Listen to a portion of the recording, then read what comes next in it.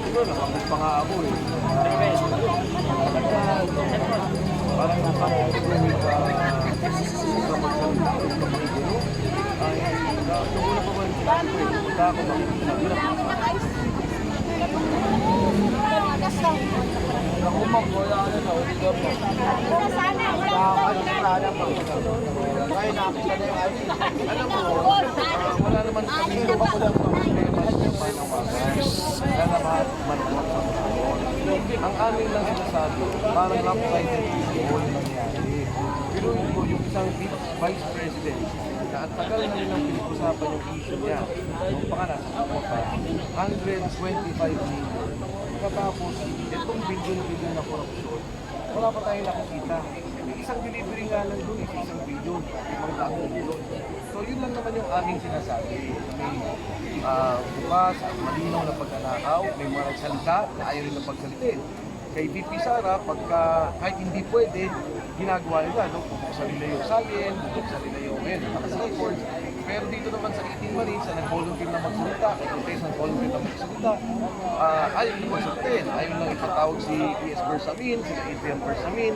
So yun lang naman yung amin doon na, sige, walang problema doon sa ating kurakot, pero wag naman yung proteksyonan yung iba, at yung iba naman ay, kunyari, particular si VP Sara, dinidian ninyo. Dapat yung totoo lamang at yung dapat tama. At yung pananagutan dun sa kurakot na yan, sabi ko nga, lahat ng nasa likod ko siguro, lahat kami may kaso na eh. Pero dun sa mga kurakot, dun kaso ng kurakot, anin lang ang alam kong pangalan na may kaso. Tatlo pa doon, nasa witness protection program. Ano? Sabi mo, push siya ba? Matupag.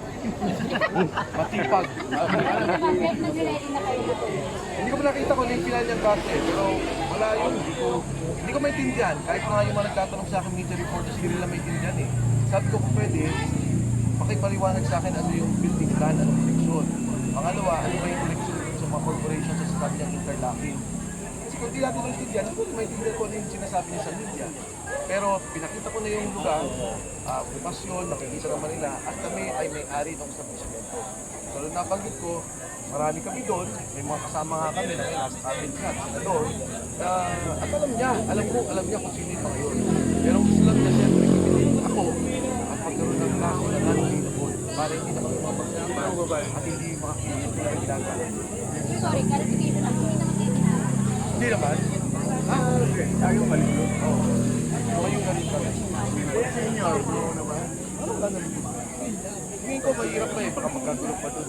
Eh, dapat na dito, nakaisa tayo na po. At hindi mag-away-away.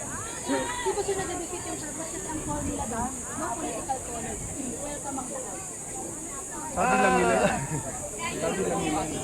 Hindi, sila Bishop Tindero, in fairness, no, sila Bishop Bagapolo. Wala naman, gano'n naman talaga eh, open. Kaso nga lang, siguro may mga organization na talagang tutulak ng parang ganito.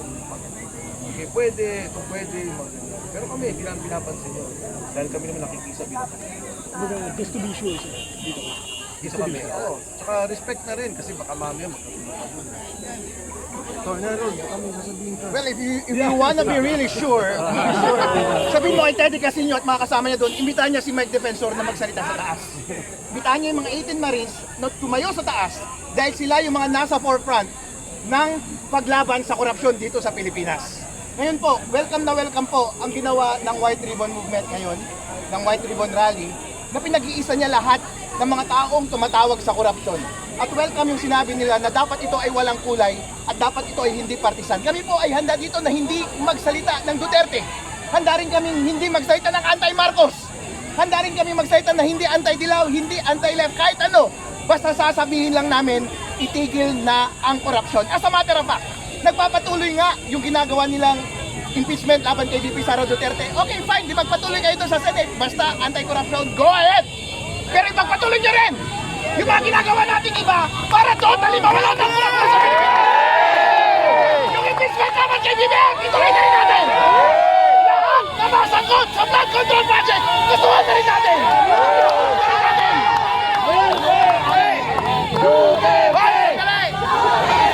Sandali. Mahalaga po na i-maintain natin yung respeto sa host natin. Ang sabi ng host, malinaw ang sinasabi niya, huwag maging partisan, huwag lagyan ng kulay. Nandito kami para iparating at ipakita yung graciousness na iyon. Pero nga lang si Teddy kasi nagsalita kasi na hindi welcome si Mike Defensor at hindi welcome yung mga DDS na katulad namin. Siyempre hindi kami pupunta doon. Pero kung babawiin niya yung sinabi niya ngayon, sasabihin niya, Harold, Mike, alika dito, magsalita kayo sa taas ng stage. Walang problema, magmamarcha kami, pupunta kami doon ngayon. Sabay-sabay tayo, sisigaw. Itigil na ang korupsyon sa Pilipinas. Hindi kami magbabanggit ng BBM, hindi kami magbabanggit ng Sara. Dahil alam ko maraming nakatanggap sa inyo mula kay BBM. Pero hindi kami magbabanggit ng kulay at ng personalidad na sinusuportahan namin.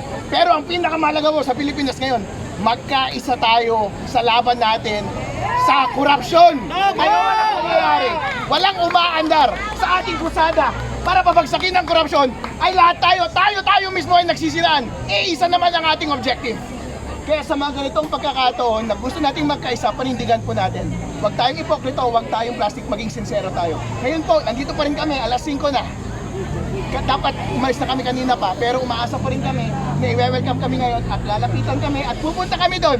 Sabay-sabay tayo tisigaw, itigil na po natin ang korupsyon. Dahil yan lamang ang simula ng totoong pagbabago sa Pilipinas kapag sama-sama tayo at nagkakaisa laban sa ating malaking kalaban na siyang korupsyon dito sa ating bansa.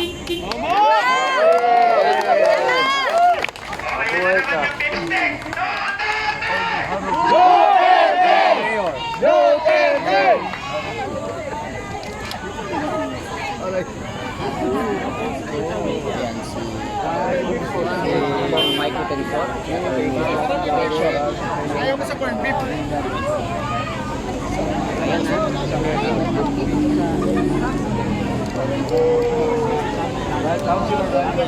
Rani Lord Tibika. Taga-Perdi mo.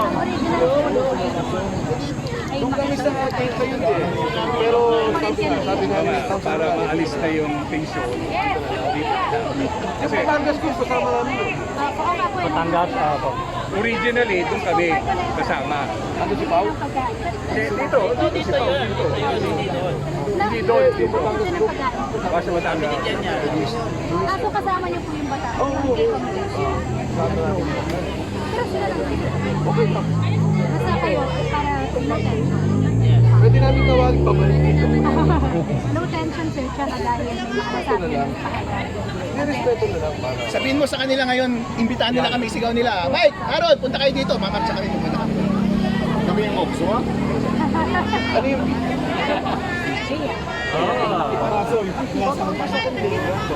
Okay lang yun, dahil hindi naman tayo takot eh. Bakit hindi natuloy yung kasal nyo ni ano? Naku po, manibaya po. Mike!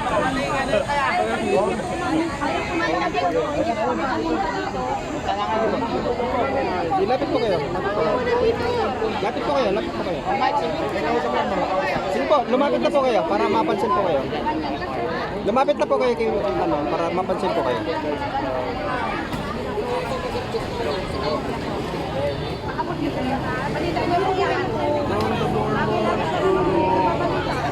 Ito po, yung pinupin namin.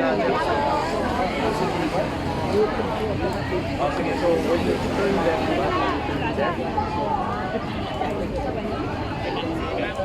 pati po ng avenue ka o nasa Provencal? Okay. Nasa left mo kami. Yung 10.